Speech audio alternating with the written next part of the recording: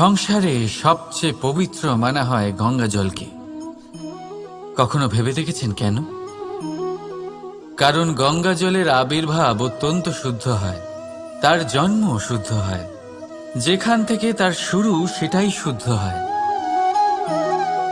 আর শুরুটা শুদ্ধ হওয়া অত্যন্ত আবশ্যক।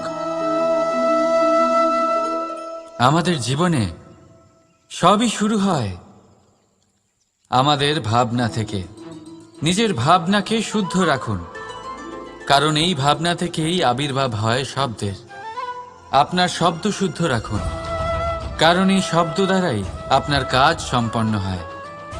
আপনার কাজ শুদ্ধ রাখুন, কারণ এই কাজ দ্বারাই তৈরি হবে আপনার স্বভাব। স্বভাব থেকেই তৈরি হয় আপনার অভ্যাস, আর অভ্যাস থেকে তৈরি হয় আপনার চরিত্র।